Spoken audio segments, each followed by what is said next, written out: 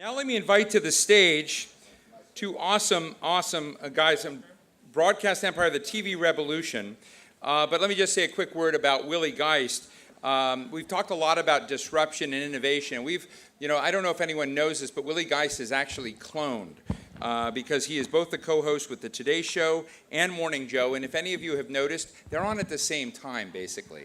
So Willie, and then of course the hugely successful CEO of HBO, Richard Plepler. The floor is yours.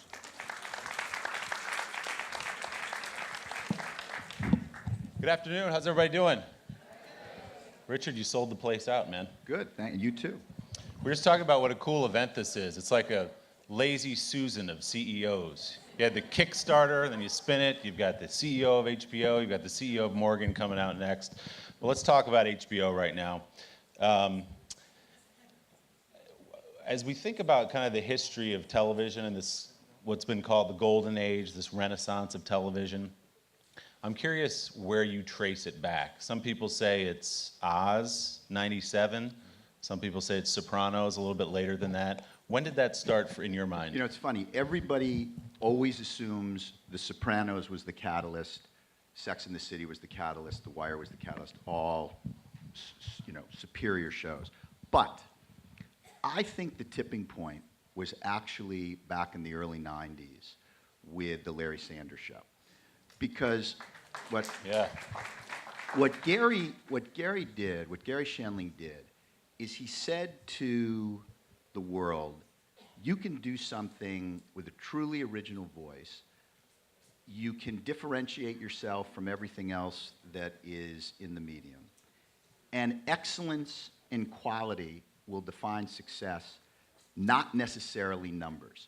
And I think what Gary did was he opened the door to a lot of other auteurs who saw the attention that he garnered, who saw not only the acclaim he got in the media, but the attention he got in the creative community. People were watching what he was doing on HBO and saying, wow, that's I can try something like that. And I think he opened the door to what really became the modern HBO.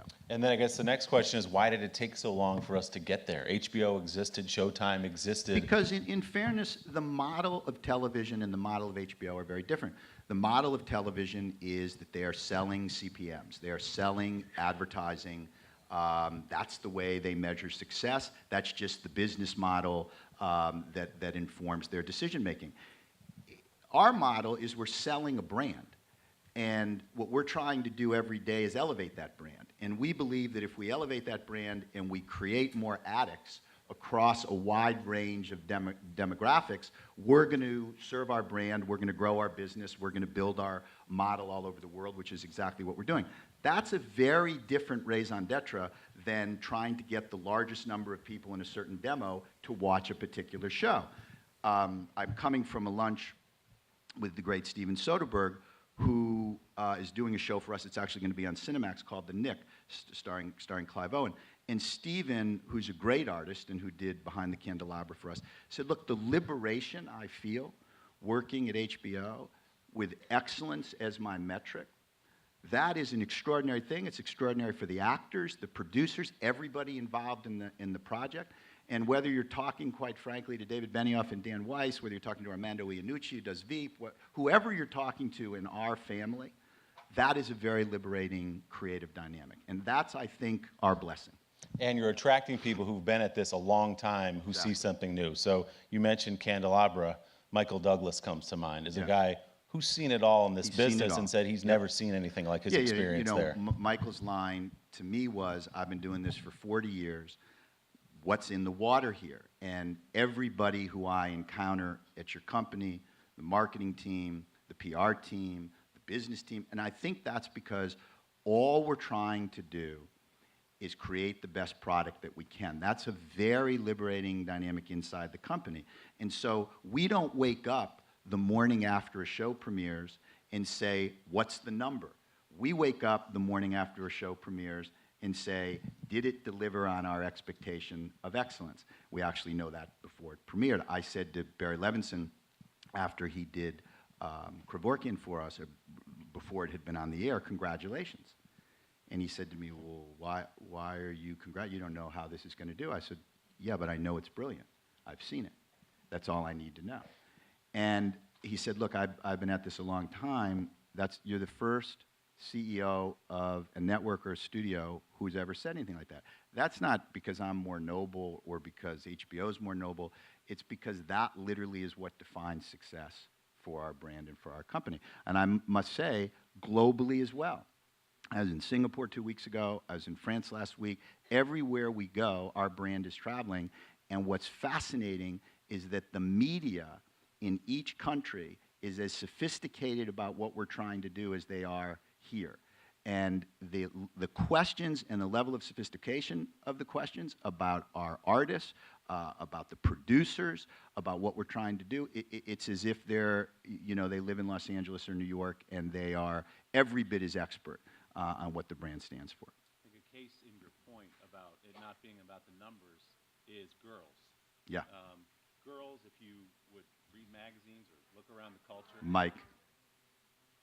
It's on. Hello, hello, hello. I'll speak loudly until we figure that out. Here's another one. There we go. Good hustle. Thank you.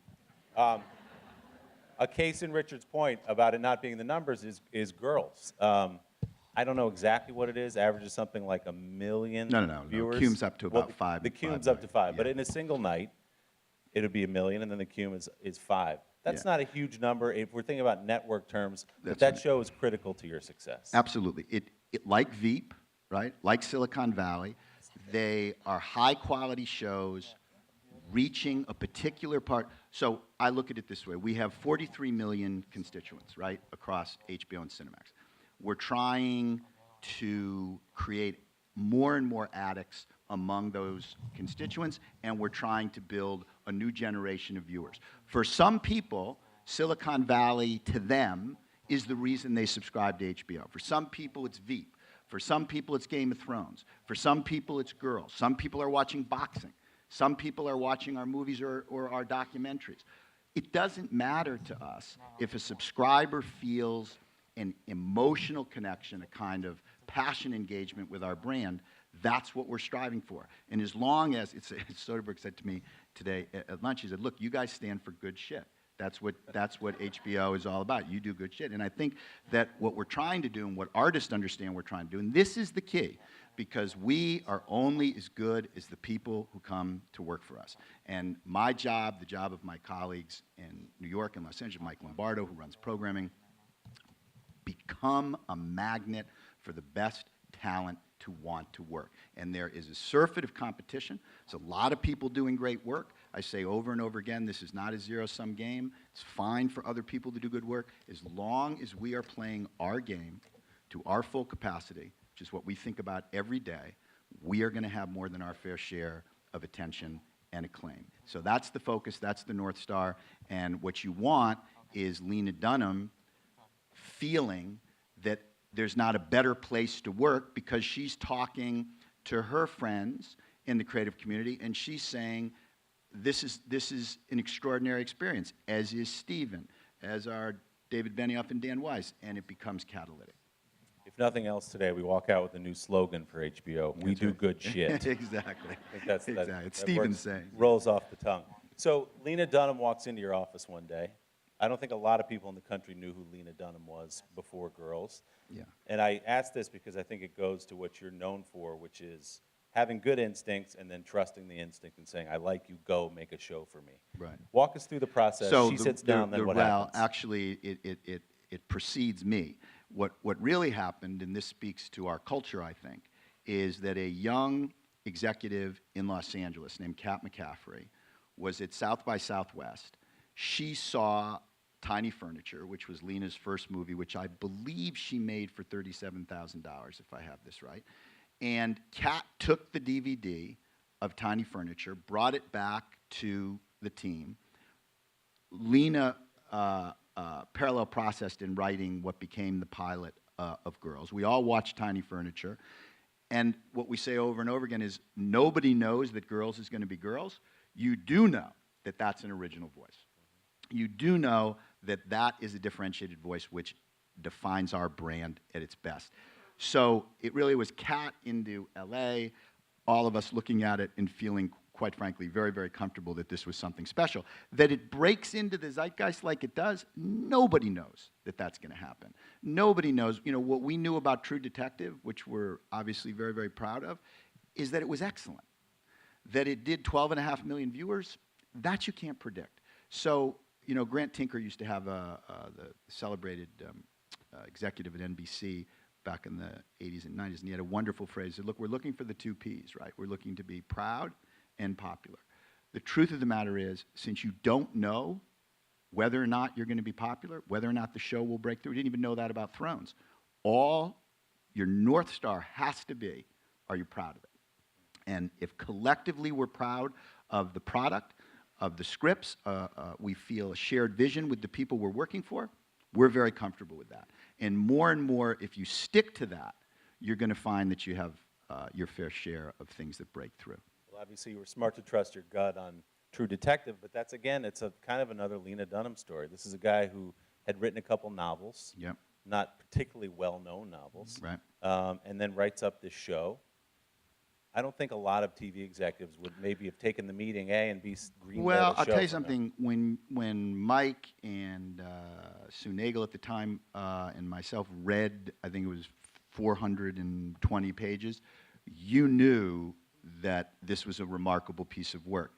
And to have Matthew and Woody attached to it, Cary Fukuyama directing, everybody felt pretty comfortable that this was consonant with our brand. What you don't know is that it is going to become such a huge part of the cultural conversation. That you just can't predict. I'll be honest with you. If you had said to me that was going to do 12.5 million viewers, I would have said to you, highly, highly unlikely. It's very, it's complex. It's a bit dark. You have to stay with it. You have to pay attention. People loved it. People loved it. And in a broad audience, not in a niche way. That was a huge audience. A huge audience. Speaking of which, Game of Thrones has been a cultural explosion. Yep. What has that meant in terms of your brand? It's nice to have the 17 million, right? Have that show to 18. go with. Oh, excuse me. Never get your numbers wrong with Richard Plepler. 18, We know that. 18. But do you need a massive hit like No, that? No. I mean, listen, it's wonderful to have something that is both of very high quality, very much on brand, and that breaks through, becomes a global phenomenon, has huge back-end home video attached to it, is as much, the other side of the coin is the most pirated show on television. But I always say in response to that, that's the bad news story. The good news story is 18 million people in the United States are watching it legally. But that's all David Benioff and Dan Weiss and George R. R. Martin. That is Mike and I believing in David and Dan, listening to their vision, seeing their passion. David and Dan really are quintessential auteurs. And they love the product. They know it in their bones. They breathe it.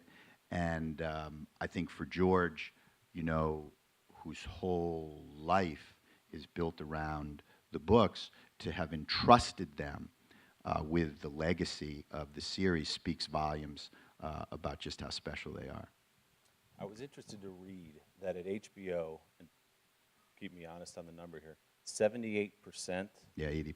80% of your viewership is for theatrical films. It's not for the shows we're talking about. 80% of viewing is still theatrical films. So what does that mean for your business? It means you got to have the movies if you're going to run as successful a premium television network as we run, because while the original programming takes a disproportionate share of the halo, as it should, because it's the original work of our network, the truth of the matter is that the consumer still loves to watch Hollywood movies for a second, a third, and a fourth time, and they are in the tens of millions of viewers. So you put Fast and Furious on, you're going to have 21 million viewers of Fast and Furious over the course of that run. So it's very, very important to make sure that your theatrical movie lineup is there. the halo on our brand, the driving dynamic, what gives us our pricing power, I think, is the combination of that theatrical superiority with the cultural cachet of our original program. You need both.